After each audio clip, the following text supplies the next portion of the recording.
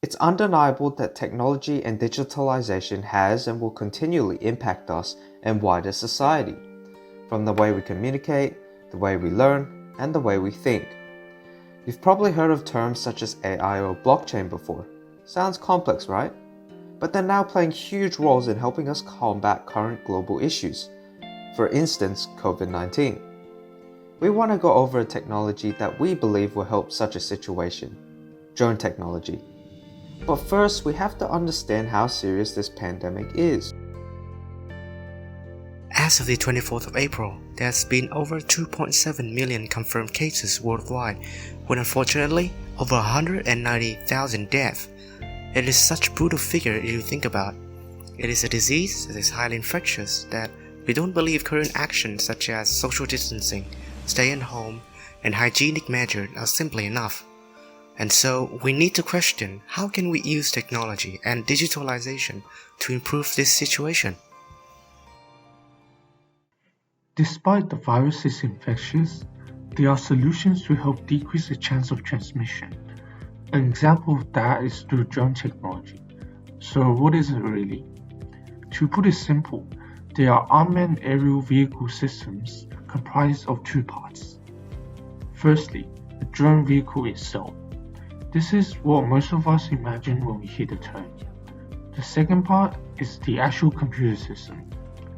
The computer system controls the balance of the drone and performs a preset or complex route, and automatically performs related tasks such as photography, aerial delivery, news reporting, surveillance on infectious virus. So how can they help COVID-19? What are its benefits? We will go over 3 ways drones can be used to amid the crisis. The first way drones can be used is to monitor and communicate. Whether it's flying over the seas or over a cloud, their flying capability allows users to see certain areas all through their screen as well, providing information. Government organizations can use this to scan potentially infected areas. The fact that they are remotely controlled means that drone users will be able to keep away from this place but still be able to take necessary actions, such as broadcast announcements to civilians in the areas.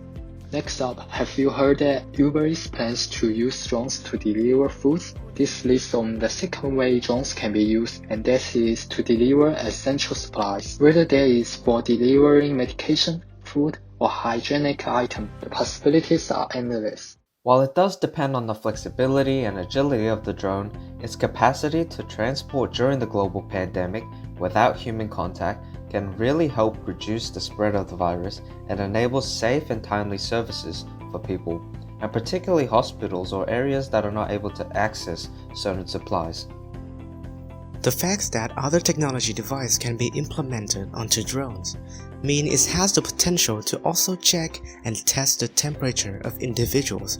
This method is effective and a key indicator in identifying people that has high temperature, one of the main symptoms of the COVID-19 infection. The beneficial features that drones are remotely controlled mean the method to test patients by keeping close contact with them, a huge risk of exposing to the virus, is no longer required, reduce the chance of the virus spreading. Although drones can help to reduce the transmission of virus, we should also consider what might limit the application of drones. Cost will be a huge factor, especially for the government and broadcasting companies. Because of this, they must also consider the number of drones, the specifications of each drone, so they are capable to do the job, and hiring people with expertise to control these drones. In conclusion, we can see how impactful drones are and how they can be applied in many aspects of our lives, and how they play such an irreplaceable role in society and fighting global issues like COVID-19.